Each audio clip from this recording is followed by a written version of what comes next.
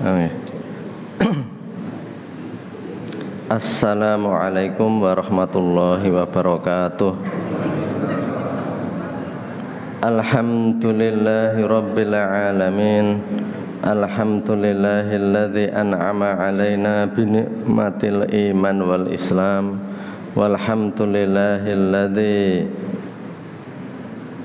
amarna bi iqamis shalah wa ita'iz zakah wa ghairihima min arkanil islam. Assalatu wassalamu ala nabiyyina wa habibina wa syafi'ina wa uswatina wa qaidina Muhammadin sallallahu alaihi wasallam wa ala alihi wa ashabi ajmain. Amma ba'du fa ya ayyuhal muslimun wal muslimat rahimakumullah. Hadirin jamaah salat subuh Masjid Al-Falah rahimakumullah. Alhamdulillah pada kesempatan kali ini kita masih diberikan kenikmatan rahmat hidayah taufik dari Allah Subhanahu wa taala sehingga kita dapat menjalani jamaah subuh serta pengajian di masjid ini. Untuk judul atau temanya memang kami kirim terlambat kemarin ya. Jadi yakni tentang penyesalan hidup ya, penyesalan an-nadamah disappointment ya. Jadi bukan disappointment, regret ya. Jadi penyesalan. Jadi Al-Quran itu salah satu kemukjizatan Al-Quran. Jadi mukjizat terbesar Rasulullah Muhammad SAW itu Al-Quran. Jadi salah satu kemukjizatan Al-Quran itu adalah bahwa Al-Quran itu memberikan kabar untuk urusan atau perkara-perkara yang masih akan datang, atau al-akhbar bi amril mustaqbal. Jadi memberitahukan hal-hal yang itu masih masa depan, belum sekarang. Salah satu kemukjizatannya begitu. Dan itu kita yakini sebagai bagian dari al-iman bil ghaib, iman kepada yang gaib. Jadi di antara ya pemberitaan Al-Quran tentang apa yang akan terjadi baru nanti di masa depan, itu adalah tentang bagaimana manusia itu sebenarnya pada menyesal tentang hidup yang dijalaninya. Ini memang belum terjadi, tetapi kita juga mengimani ayat-ayat Al-Quran yang menyatakan atau menceritakan bahwa besok akan banyak sekali orang yang menyesali hidupnya. Itu sebagaimana kita juga iman bahwa Al-Quran itu bercerita tentang terbitnya matahari di timur dan tenggelam di barat, bahwa semua planet-planet itu berenang, kullu fi falakin yasbahun. Setiap planet itu memutar pada orbitnya, dan Al-Quran mengatakan dengan kata-kata berenang ya, yasbahun. Karena planet ini seperti floating, mengambang ya. Jadi tidak merambat di suatu tempat, tidak, tapi ini di angkasa ini semua pada seperti berenang, tapi di jagat raya, di angkasa. Itu dikatakan seperti itu. Kita percaya, kita yakin. Bahkan urutan-urutan terciptanya manusia dalam kehidupan ya, min nutfah, kemudian mudghah, alaqah dan sebagainya, itu kita juga percaya. Karena ternyata buktinya memang seperti itu. Asal itu ya, dari sigut, dari embrio, dan seterusnya, dari janin ya, jadi bayi gitu. Itu prosesnya Al-Quran mengatakan begitu. Akan aneh apabila kita kemudian terkait dengan menyesalnya manusia itu nggak percaya. Itu namanya yu'minu bi ba'din wa yakfur bi ba'din. Iman sebagian dan percaya sebagian, dan kufur sebagian. Dan sebenarnya kita juga sering terjebak pada al-imanu bi ba'din wal kufru bi ba'din. Ayat-ayat yang sekiranya terlalu berat itu tidak kita imani. Tidak kita imani, kemudian yang ringan-ringan kita imani gitu ya. Itulah yang menjadikan kehinaan ya, kehinaan di dunia itu karena iman sebagian dan kufur sebagian. Nah, ini hal-hal tentang penyesalan hidup itu sebagai bagian yang memang harus kita yakini juga. Walaupun ini belum terjadi, tapi kita yakin bahwa besok itu akan terjadi loh. Orang-orang pada menyesal. Orang-orang pada menyesali hidupnya. Ya, pertama itu dalam surat Fajr kita lihat ya. A'udzubillahi minasyaitonirrajim. Kala idza dukatil ardu dakkan daka. Jadi sekali-kali tidak. Idza dukatil ardu dakkan dakan, apabila bumi itu digoncangkan segoncang-goncangnya. Saya kemudian. Jadi dakan-dakan, kalau bahasa Jawa malah itu ada kiroto bosonya. Dakan-dakan itu ya digedoke dengan segeduk-geduknya. Jadi artinya dukatil ardu dakan daka. Jadi kayak zulzilatul ardu zilzalaha. Menurut Said Qutb dalam bukunya Masyahidul Qiyamah fil Quran ya, itu dikatakan bahwa kiamat itu dari kata-kata yang dipilih oleh Allah untuk menceritakan itu sudah menggetarkan kata-katanya. Kalau pakai za betul bukan ya ya. Kalau ya ya yulyilatil ya. Idza yulyilatil ardu yilyalaha. Idza zulzilatil ardu zilzalaha gitu ya. Apabila bumi diguncangkan seguncang-guncangnya. Kala idza dukkatil ardu dakkan daka ya. Apabila bumi itu digedoke ya.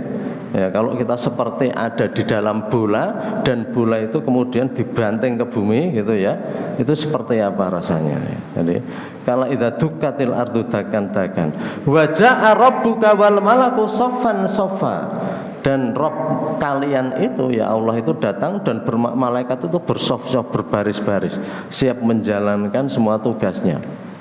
Waji ayyama idzin bi jahannam, hari itu neraka jahanam dihadirkan. Padahal yang hadir ke neraka jahanam kan kita ya. Tapi ini untuk menunjukkan kalau laut sudah disodorkan di depan matanya, maka Fir'aun pun gitu ya akan keder ya. Itu ibaratnya untuk menunjukkan lil mubalaghah ya, betapa menunjukkan kejadian itu sangat ekstrim gitu. Sangat mencekam ya, sangat mengerikan, sehingga waji ayyama idzin bi jahannam, neraka jahanam disodorkan di depannya. Jadi untuk menunjukkan bahwa neraka jahanam betul-betul di depannya.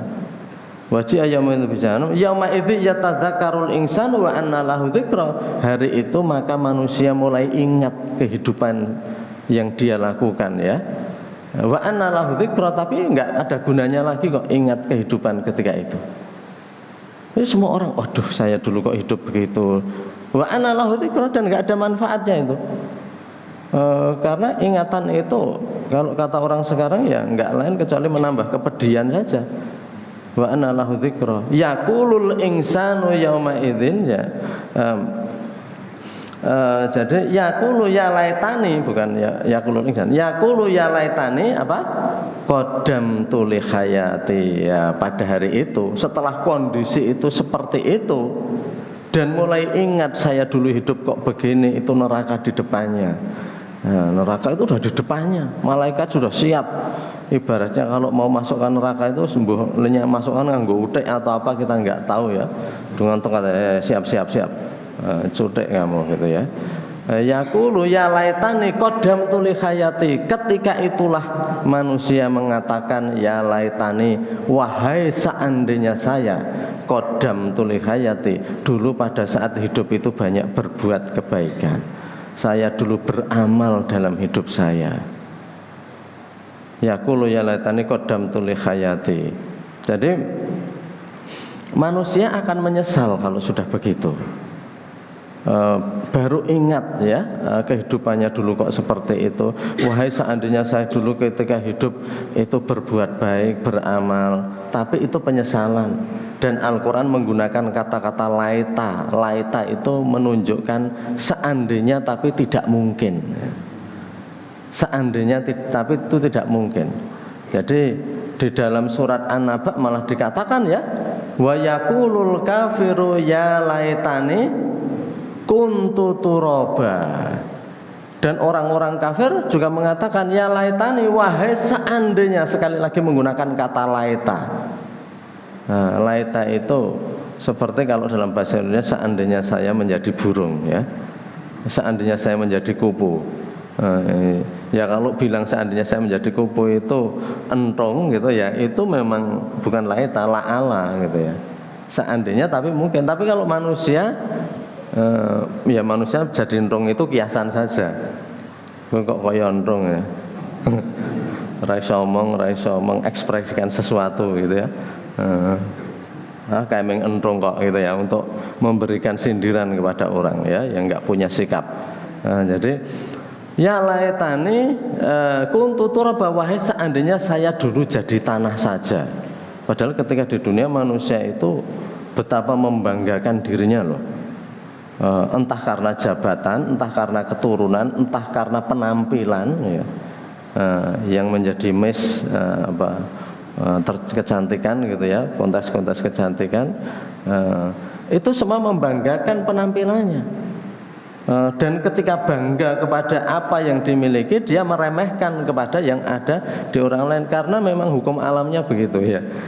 Orang itu kalau membanggakan apa yang dimilikinya, maka dia akan meremehkan kepada orang lain yang tidak punya itu. Jadi sopo sira sapa ingsun gitu ya. Tapi kan Allah itu menghadirkan malapetaka itu kan ada yang dicicil di dunia terkadang. Tadinya orang terhormat sekali, kemudian menjadi orang yang siapa saja boleh menghina, atau sebenarnya nggak boleh menghina, nggak bisa diapa-apakan gitu ya. Tadinya dari orang yang paling berkuasa. Ya di negeri ini juga selalu ada kok contoh-contoh itu gitu ya. Tadinya yang nangkapi orang lalu ditangkap gitu ya. Itu juga banyak. Tadinya yang menyidangkan orang lalu disidang. Tadinya yang menyidik orang ya, lalu disidik. Ya itu ada gitu ya. Jadi sebagian cicilan malapetaka di dunia itu kadang-kadang diberikan agar manusia itu ingat ya. Ingat bahwa apa yang bisa terjadi itu bisa, bagi kita semuanya itu bisa terjadi kapan saja. Maka dikatakan ismasikta, kamu boleh hidup dengan semua gayamu, fa innaka mayitun, tapi kamu harus tahu bahwa kamu juga hanya calon mayat ya. Fa innaka mayitun, kamu nanti juga akan menjadi mayat ya. Kalau kamu udah mati itu siapa saja boleh menghina, bahkan nek wong tegel ra dipendem gitu ya. Wes neng gawe lah, wes urip yang ngono neng gawe, enggak ada yang mau menguburkan ya. Itu kata-kata enggak dipendem itu ya mesti ada yang mendem ya, tapi artinya kan untuk menunjukkan ekstrimnya betapa orang itu ketika hidup menjadi sampah masyarakat. Sampah masyarakat karena amaliyahnya yang tidak ada baiknya. Jadi tidak ada baiknya sehingga orang mengatakan ya sudah, karena sama masyarakat ya sudah dibiarkan ya misalnya. Jadi itu kembali ke tadi, ya laitani kuntu turaba, orang dengan semua atribut dan kehebatannya itu nanti kalau enggak beramal dengan baik-baik ya, dikatakan itu orang-orang kafir ya. Dia akan mengatakan ya laitani kuntu turaba ya. Pada hari hisab itu orang, wahai seandainya saya dulu jadi tanah saja. Turab itu tanah atau debu ya. Jadi wahai seandainya saya dulu jadi tanah saja. Ya ini cita-cita yang nggak mungkin terjadi ya. Ya karena apa? Karena semua sebenarnya di dunia ini nggak ada pemberian yang gratis. Kepandaian akan dihisab juga sesuai dengan itu, bahwa ilmumu itu kamu gunakan untuk apa? Bahwa kemudian kekuasaanmu kamu gunakan untuk apa, kekuatanmu kamu gunakan untuk apa, kemenarikan dirimu itu untuk mempersuasi apa gitu ya. Ya itu semuanya akan dihisab. Makanya orang kalau bersyukur dengan kemampuan yang diberikan Allah kepadanya itu sebenarnya ya ucapannya seperti dalam Al-Quran itu ya, hadza min fadli rabbi liyabluwani aashkuru am akfur. Ini semua adalah fadilah yang diberikan oleh Tuhan saya, apakah saya bersyukur atau kufur. Jadi jangan kita itu menyangka bahwa itu memang kemampuan kita sendiri, karena kalau dibuktikan itu menjadi orang-orang yang mampu berbicara dengan baik, kalau Allah itu memberikan cobaan berupa kesulitan bicara, dia sudah nggak bisa bicara. Salah satu saraf dirubah sedikit oleh Allah ya, itu sudah bicaranya menjadi nggak jelas. Bicaranya menjadi nggak jelas gitu ya. Bahkan orang yang ganteng sekali, jadi rahasia, the mystery of beauty ya, rahasia kecantikan dan kegantengan itu sebenarnya kalau sarafnya digeser sedikit itu sudah berbeda jauh orang itu. Ya, kita bisa, loh kok bisa begitu ya wajahnya itu? Ya karena itu salah satu kabelnya itu digeser sedikit gitu ya. Salah satu sarafnya itu digeser sedikit itu bisa jadi seperti itu. Jadi betapa kita juga itu semuanya itu dari Allah gitu ya. Karena itu lahiriah itu sebenarnya tidak menjadi faktor pembeda bagi kita. Allah tidak melihat yang lahiriah itu. Innallaha la yanzuru ila ajsamikum ya, ila ini wasuwarikum. Allah tidak melihat kepada gambaran kamu dan jasad kamu gitu ya. Walakin Allah yanzuru ila amalikum wa qulubikum, tapi yang dilihat oleh Allah itu amal dan hati kalian. Dan itu kalau zaman kejayaan Islam itu dibuktikan yang namanya Bilal bin Rabah itu sebenarnya manusia kasta terendah karena dia budak. Budak saja, budak hitam dari Habsyi ya. Jadi budak hitam dari Habsyi ya. Jadi orang yang memang secara lahiriah terendah dan secara kasta juga terendah karena dia budak. Tetapi budak itu ternyata memiliki kedudukan yang istimewa di hadapan Rasulullah dan di hadapan Allah. Sampai dia termasuk salah satu dari 10 orang yang diberi kabar gembira masuk surga. Kalau istilah dalam buku-buku dijamin masuk surga. Tapi sebenarnya kalau di dalam teksnya itu al-asyaratul mubasysyirina bil jannah, 10 orang yang diberi kabar gembira akan masuk surga. Itu antara lain Bilal bin Rabah, karena Rasul sudah mendengar Bilal berjalan ya terompahnya di tepi surga. Itu artinya bahwa Bilal itu nanti masuk surga. Nah, jadi atau seperti Abdurrahman bin Auf, orang yang kaya raya, bahwa Aisyah mengatakan saya mendengar Rasulullah bersabda bahwa Abdurrahman bin Auf akan masuk surga dengan merangkak. Ya walaupun merangkak tapi sudah diberitahukan masuk surga gitu ya. Jadi orang-orang yang sudah dulu, Bilal itu padahal ya tadi secara lahiriah itu orang seperti itu. Tapi Allah kan tidak melihat jasad itu karena memang jasad dan sebagainya itu itu pemberian Allah. Maka menurut Allah tidak fair mempertandingkan pemberian Allah. Lomba kok kecantikan. Enggak boleh, itu harusnya kalau menurut dalam kitab Al-Hikam itu ya yang ditulis Ibnu Athaillah Sukandari itu, kalau kita itu takjub kepada makhluk itu harusnya takjub kepada Khaliqnya. Jadi ketika kita melihat smart car, mobil pintar, misalnya dari Audi atau Mercedes, mobil tanpa yang sopir kok iso, ya ngono gitu ya. Itu kita itu kan ini yang buat siapa ini? Atau perancangnya siapa?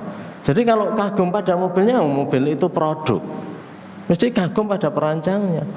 Mobil kok ada yang seperti ini ya rancangannya ya. Nah, itu kita kagum pada perancangnya, maka orang akan berebut membajak perancangnya.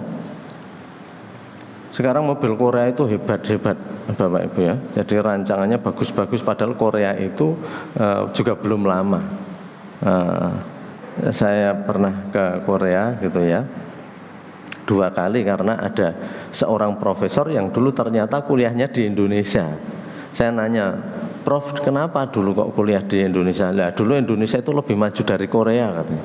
Jadi kuliahnya di Jogja, jadi dia bisa bahasa Indonesia walaupun profesor di sini. Maju kan produk-produknya. Saya dibilangi sama orang sana, kenapa mobil Korea bagus-bagus itu karena memang dia tidak membajak mobil lain, tetapi desainer dari, kalau nggak salah desainer dari itu desainer dari BMW atau dari Volvo itu ya, itu direkrut oleh perusahaan Korea. Jadi desainernya yang jadi nggak menyontek, tetapi desainernya yang kemudian ditawari gaji, direkrut ya. Jadi seperti itu, maka desainnya bagus karena memang desain mobil mewah tadinya gitu ya. Makanya mobil Korea itu makin hari makin bagus kalau dilihat. Kembali ke tadi, orang mengagumi bentuknya, mengagumi apa itu kan mengagumi yang buat.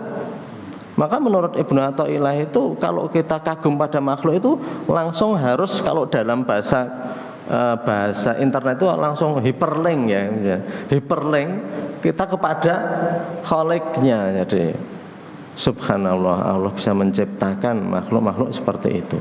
Jadi artinya bahwa makhluk itu tidak ada bangga-bangganya.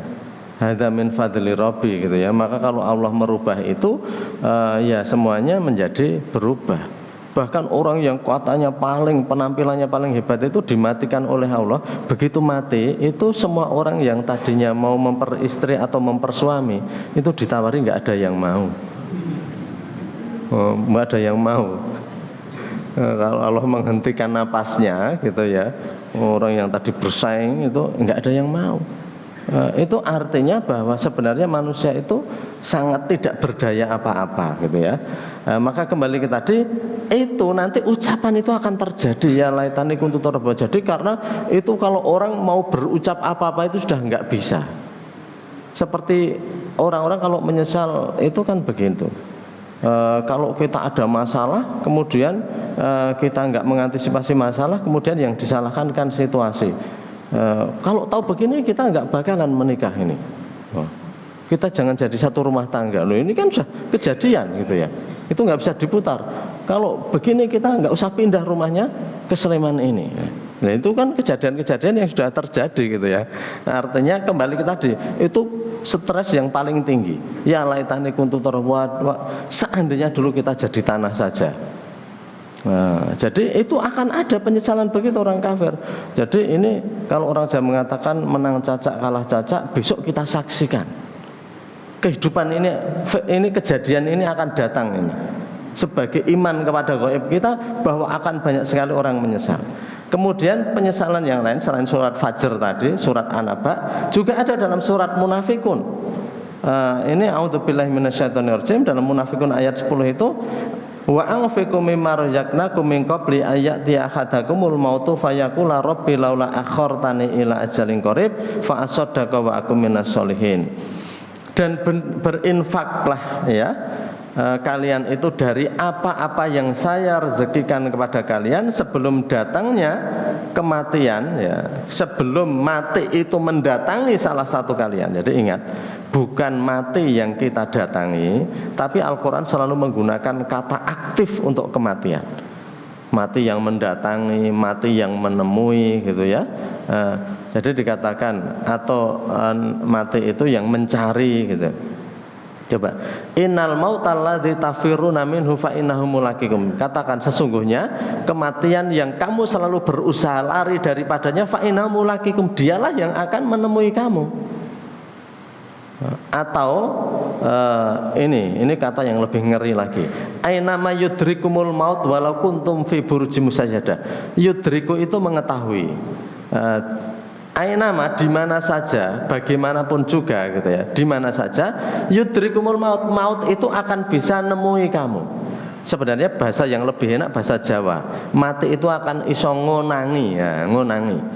Nah, ini memang bahasa Indonesia ini kekurangan kosakata. Untuk menerjemahkan ngonangi itu nggak bisa. Jadi kalau ada anak sembunyi dan lalu dicari-cari dan ketemu, oh ternyata anaknya itu sembunyi di sab terbawah dari almari gitu ya. Bocah ki nanti goleki ra enang gitu ya. Sebelum ndelik nang lemari sab ngisor dhewe. Nah, maka bapaknya itu yudriku ya, menemui. Tapi menemui kan beda sama menemui tamu. Kalau jadi bahasa Indonesia maknanya jadi berbeda. Ainama yudrikumul maut, di mana saja mati itu iso ngonangi kamu loh. Walau kuntum fi burjim musayyadah, walaupun kalian itu ada dalam benteng besi yang kokoh, itu mati iso ngonangi kamu. Jadi kata ngonangi lebih enak. Jadi menerjemahkan Al-Quran memang lebih enak dengan bahasa Jawa daripada bahasa Indonesia. Karena bahasa Indonesia itu miskin kata-kata. Karena miskin itulah itu jadi bahasa nasional kita. Simple, sedikit ya, tapi kurang sebenarnya. Kurang.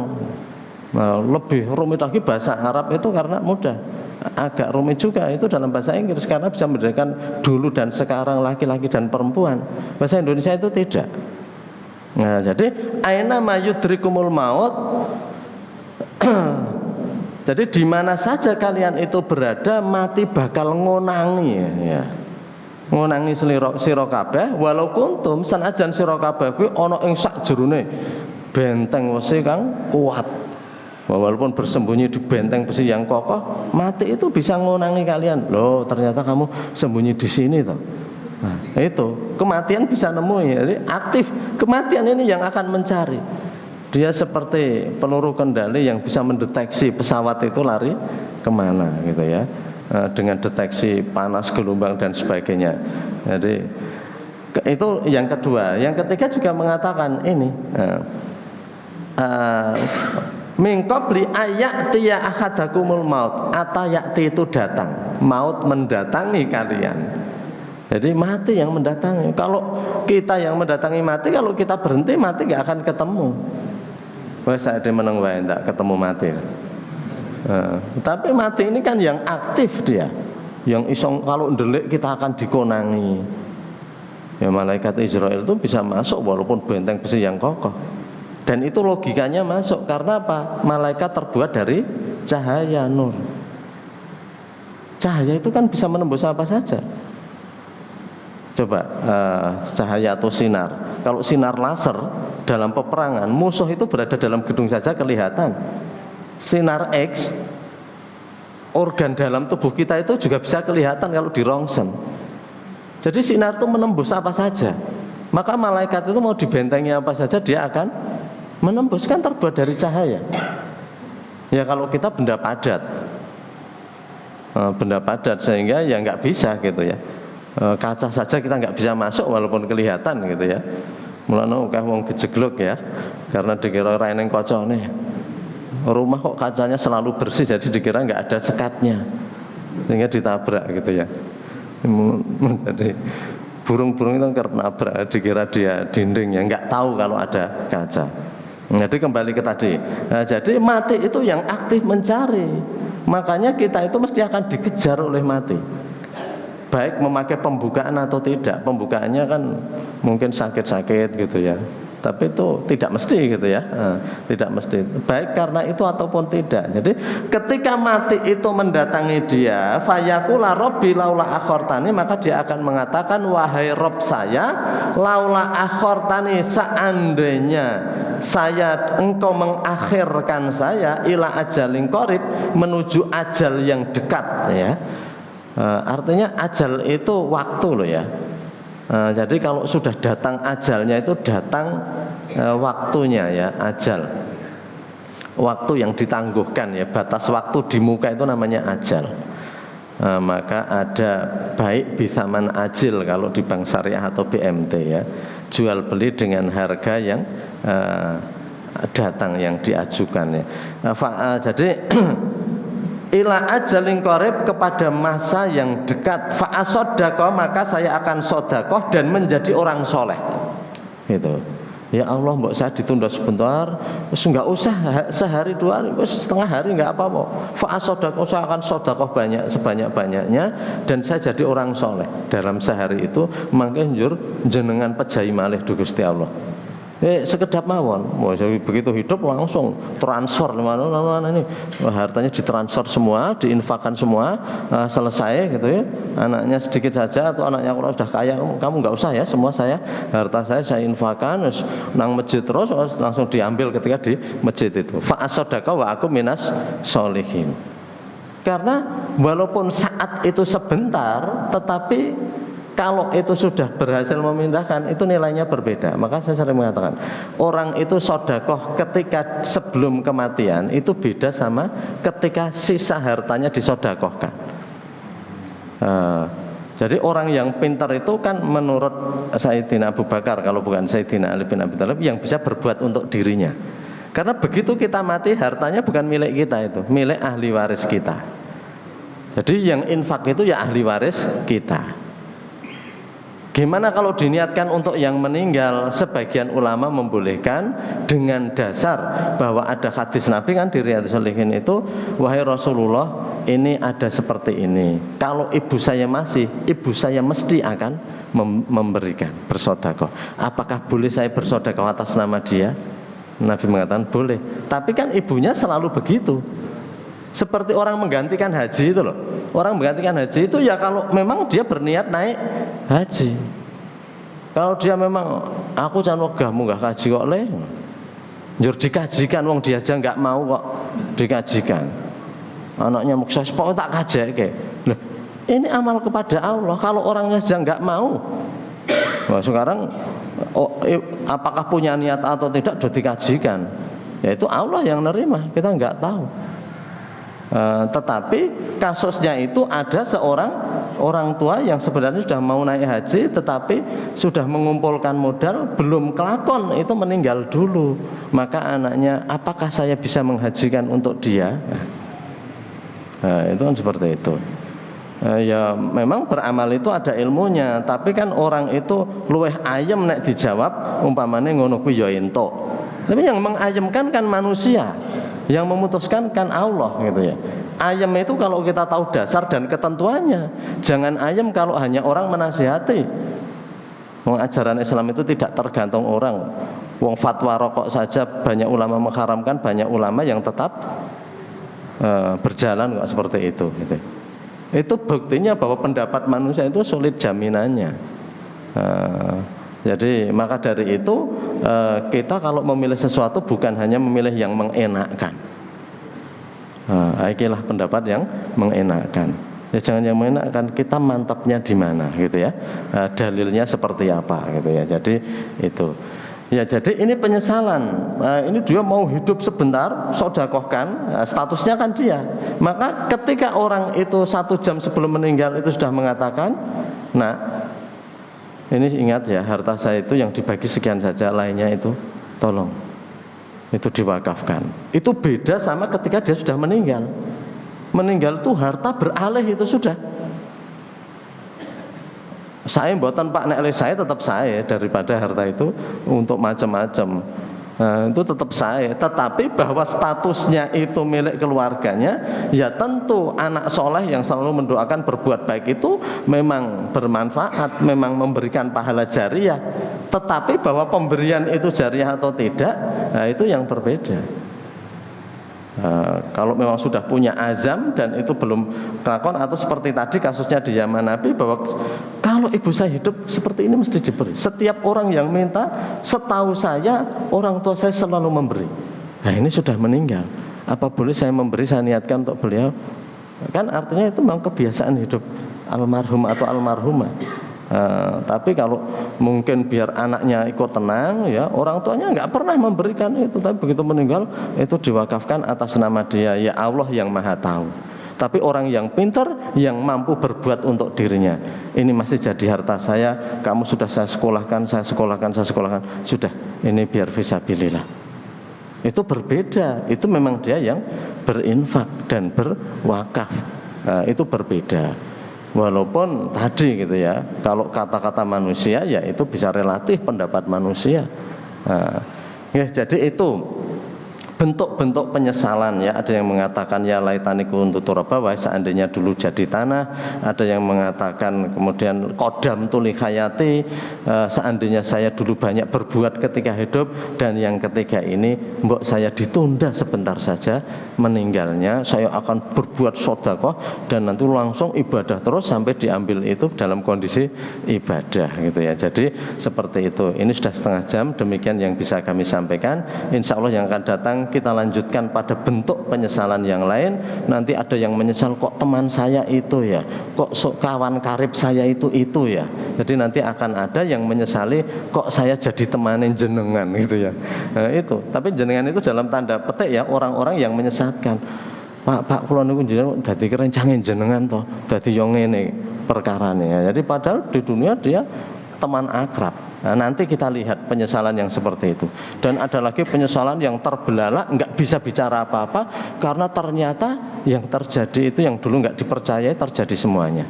Jadi insya Allah nanti akan kita lanjutkan dalam pertemuan yang akan datang. Ada khilaf, mohon maaf. Nastaghfirullah li wa lakum wa wallahu a'lam bishawab. Assalamualaikum warahmatullahi wabarakatuh.